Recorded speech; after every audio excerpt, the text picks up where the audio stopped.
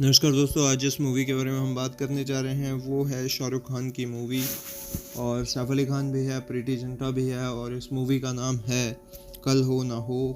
अच्छी मूवी थी और सच बोलूँ तो बहुत ही ज़्यादा इमोशनल काइंड ऑफ मूवी थी उस टाइम के हिसाब से, तो अच्छी लगती थी। तो चलिए शुरू करते हैं इसकी स्टोरी के बारे में बताना आपको।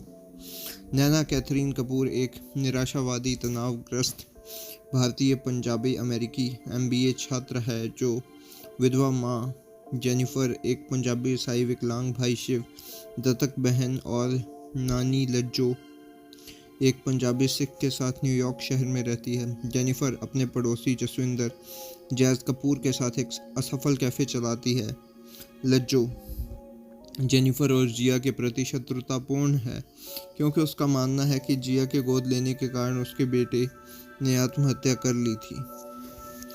नैना के दो सबसे अच्छे दोस्त हैं, एक उसका सहपाठी रोहित पटेल, एक भारतीय गुजराती अमेरिकी, और जसप्रीत स्वीटू कपूर जैज की बहन, जो जब तक अमन माथुर और उसकी माँ उसके चाचा प्रीतम चड्ढा के साथ अगले घर में रहने नहीं आते तब तक उसका जीवन नीरस और उदास रहता है।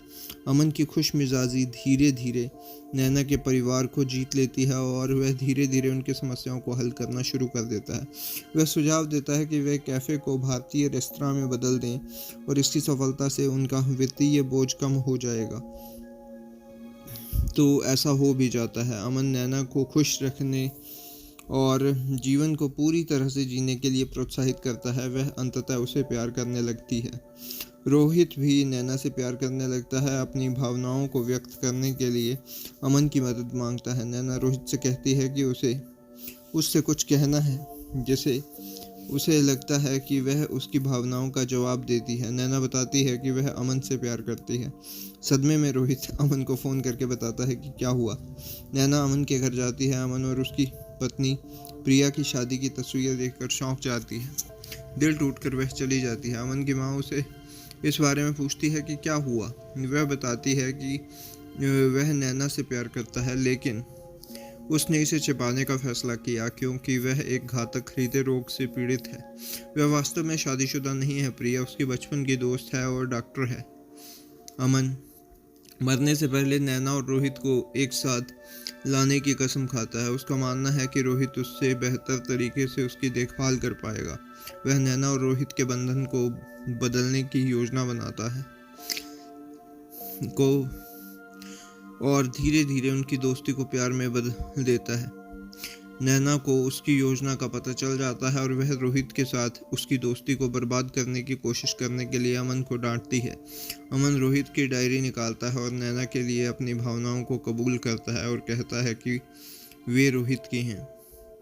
नैना अमन और रोहित को माफ़ कर देती है। रोहित नैना को प्रपोज करता है। वह मान जाती है। जिया को लेकर लज्जो और जेनिफर के बीच गंभीर झगड़ा होता है, जो मदद के लिए अमन को बुलाती है। अमन को पहले ही जिया के माता पिता के बारे में सच्चाई पता चल गई थी और जेनिफर की आपत्तियों के बावजूद वह लज्जो को बताता है कि उसके बेटे का विवाहोत्तर संबंध था और वह जिया का पिता था। जब जिया की जैविक माँ ने उसे स्वीकार करने से इनकार किया तो जेनिफर ने उसे गोद लिया। अपराध बोध से निपटने में असमर्थ जेनिफर के पति ने आत्महत्या कर ली। भावुक लज्जो को अपनी गलतियों का एहसास होता है और वह जेनिफर और जिया के साथ सुलह कर लेती है। अपने पिता की मौत के बारे में सच्चाई जानने के बाद नैना को राहत मिलती है। नैना और रोहित की सगाई के दौरान अमन को दिल का दौरा पड़ता है। केवल उसकी माँ को पता है कि उसे अस्पताल में भर्ती कराया है। नैना एक ज्वेलरी स्टोर में प्रिया से मिलती है, जिसे वह अमन की पत्नी के रूप में पहचानती है। वह अपना और अपने पति अभय का परिचय देती है तो अमन के बारे में सच्चाई बताती है। हैरान नैना को पता चलता है कि अमन ने उसके लिए अपने प्यार का त्याग कर दिया और एक भावनात्मक उन्माद में मॉल को वो छोड़ देती है। प्रिया अमन को फ़ोन करती है और उसे बताती है कि क्या हुआ।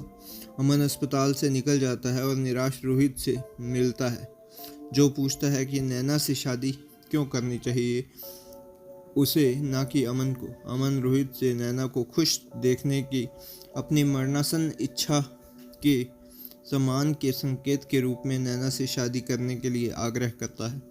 अमन नैना से मिलता है और वे गले मिलते हैं, जबकि वह समझाने की कोशिश करता है कि वह उससे प्यार नहीं करता। शादी के कुछ समय बाद अमन अपनी मृत्युशैया पर होता है, उस सबको अलविदा कहता है और नैना के आंसुओं से में कमरे से चले जाने के बाद वह रोहित के साथ अकेला रह जाता है।